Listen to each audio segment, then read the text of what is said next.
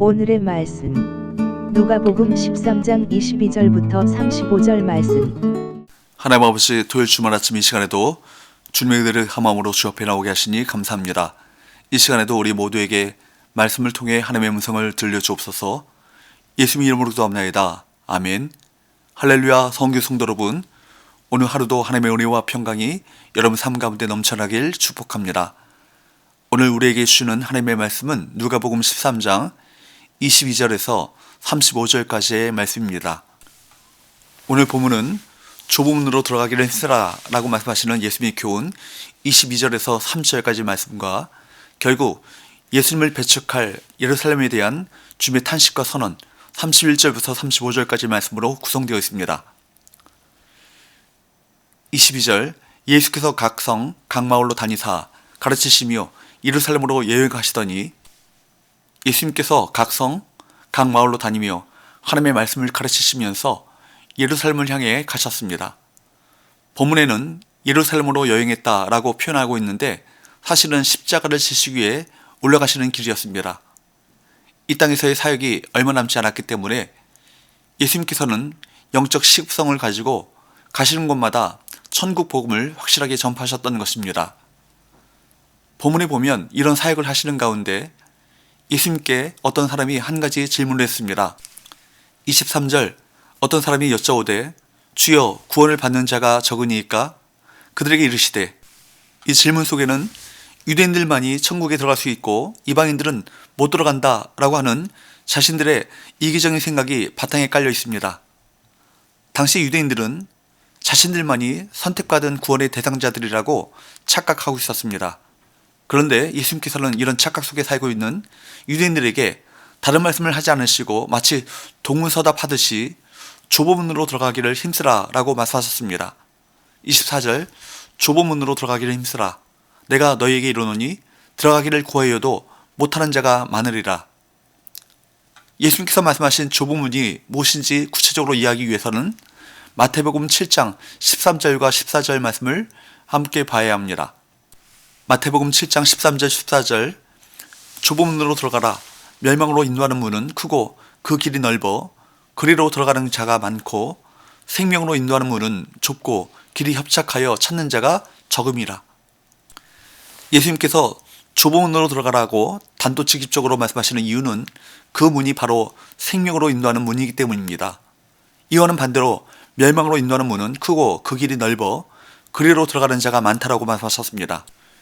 여기서 좁은 문은 그 좁은 문, 곧 하나님 나라의 좁은 문입니다.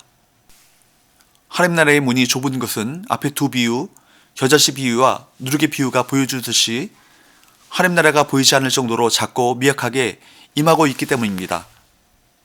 힘쓰라, 히라보로 아고니조마이라는 말은 경주하는 선수나 전쟁을 하는 군인들이 이기기 위해서 모든 힘을 다 쏟아붓는 것을 의미합니다.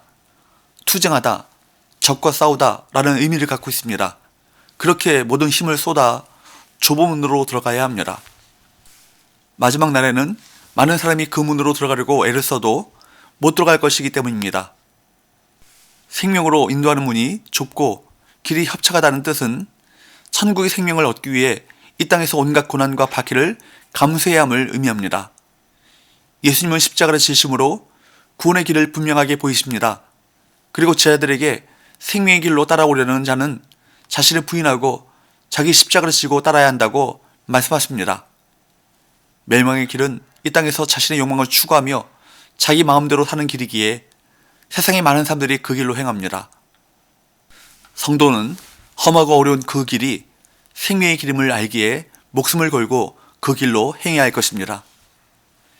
예수님은 마지막 심판 때에 많은 사람이 자신이 예수님을 알므로 구원해달라고 호소하나 멸망의 심판을 받을 것이라고 말씀하십니다. 25절 26절, 집주인이 일어나 문을 한번 닫은 후에 너희가 밖에 서서 문을 두드리며 주여 열어주소서 하면 그가 대답하기 이르되 나는 너희가 어디에서 온 자인지 알지 못하노라 하리니 그때 너희가 말하되 우리는 주 앞에서 먹고 마셨으며 주는 또한 우리를 길거리에서 가르치셨나이다 하나. 그때 그들은 자신들이 예수님과 같이 먹고 마셨고 길에서 예수님이 가르치시는 말씀을 들었다며 자신들의 구원을 주장할 것입니다. 그러나 예수님은 뭐라고 말씀하십니까? 27절에서 30절까지 말씀, 그가 너희에게 말하여 이르되 나는 너희가 어디에서 왔는지 알지 못하노라. 행악하는 모든 자들아 나를 떠나가라 하리라. 너희가 아브라함과 이삭과 야곱과 모든 선자는 하나님 나라에 있고 오직 너희는 밖에 쫓겨난 것을 볼 때에 거기서 슬피 울며 이를 갈리라. 사람들이 동서남북으로부터 와서 하나님의 나라의 잔치에 참여하리니 보라, 나중된 자로서 먼저 될 자도 있고 먼저 된 자로서 나중될 자도 있느니라 하시더라. 이 말씀을 보면 유대인들이 아무리 예수님과 함께 먹고 마시고 길거리에서 예수님이 선포하시는 말씀을 들었다 할지라도 예수님과의 인격적인 만남이 없다면 마지막 심판 때에 외면당할 수밖에 없다는 사실을 밝히고 있습니다. 마태복음 7장 21절에서 23절까지 말씀에도 보면 영적 근원이 변화되지 않은 상태에서 아무리 주여 주여 한다고 할지라도 아무리 주의 이름으로 선지자 노릇을 하고 귀신을 쫓아내고 권능을 행한다 할지라도 천국에 들어갈 수 없다는 것입니다. 유대인들은 회개하지 않고 오히려 예수님을 반대하고 대적함으로 그 기회를 잃었고 오히려 그들로부터 개돼지 취급을 받았던 이방인들이 예수 그리스도를 믿고 구원받게 된 것입니다. 하나님의 나라는 육신적 혈통으로 들어가는 나라가 아니라 예수 그리스도를 믿는 믿음의 소유자라야 들어갈 수 있는 것입니다. 특히 유대인들은 자신들이 선민이라는 특권을 가지고 있다고 하면서도 변화된 삶을 살지 않았습니다.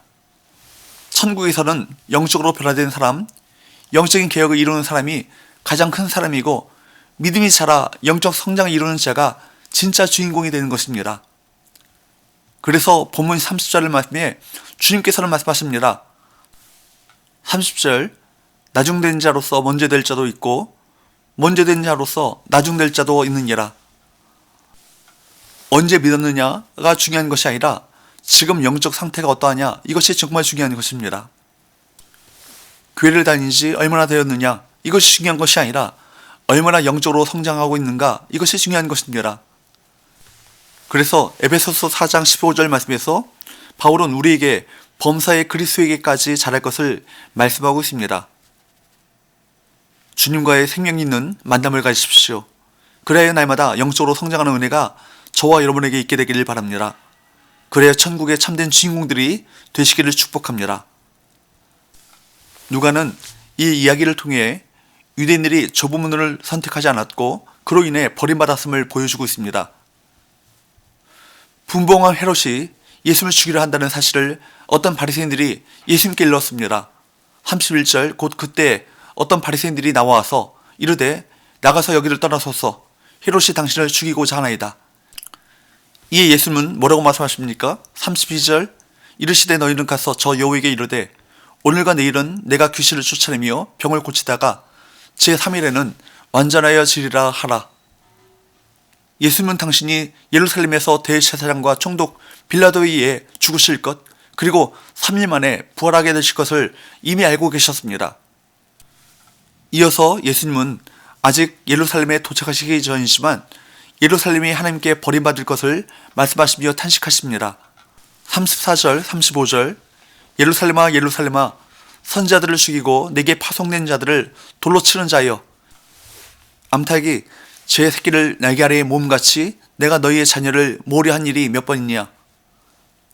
그러나 너희가 원하지 아니하였도다. 보라, 너희 집이 황폐하여 버림받아 되리라. 내가 너희에게 이르노니 너희가 주의 이름으로 오시는 일을 찬송하리로다 할 때까지는 나를 보지 못하리라 하시니라. 예수님은 자기를 죽이려고 하는 예루살렘을 향하여 당신의 끝없는 사랑을 보여주고 계십니다.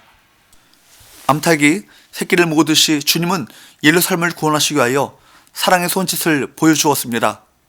사랑하는 마음으로 예루살렘을 위하여 눈물을 흘리셨습니다. 자기를 죽이려고 하는 자들을 생각하며 우시는 주님의 그 모습이 주님의 길을 따라가는 우리들의 모습이 되어야 할 것입니다.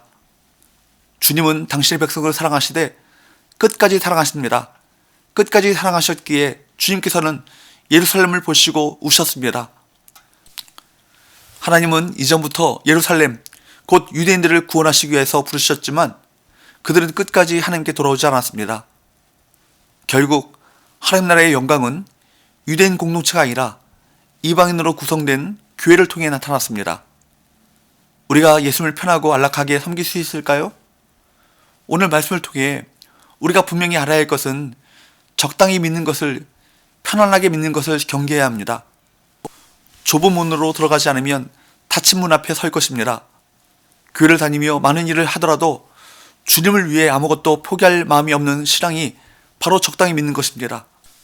주님께서는 우리 모두에게 자기 십자가를 지고 주님을 따르라고 준엄하게 명령하십니다. 그래서 순교자 보네포는 값싼 은혜를 비판하며 이렇게 말했습니다. 값싼 은혜는 우리의 철천지 원수입니다. 회개도 하지 않고 세상과 다르게 살려고 애쓰지도 않고 죄와 싸우지도 않는 적당한 믿음, 그런 편안한 신앙을 경계하시기 바랍니다. 사랑하는 여러분, 참된 믿음의 길을 오해하지 마십시오. 주님의 말씀대로 좁은 문으로 들어가려고 힘쓰십시오. 비록 그 길에 고난이 수반된다고 할지라도 그 길이 생명의 기름을 확신하십시오. 주님께서 그 길에 함께 하실 것입니다. 기도합시다. 하나님 아버지, 우리에게 하나님 나라로 들어가는 그 길을 알려주심을 참으로 감사합니다. 날마다 내게 태인 십자가를 지고 주님을 따르는 삶을 살게 하셔서 주님의 참된 저의 길을 걷게 하여 주옵소서. 예수의 거룩하신 이름으로 기도합나이다. 아멘.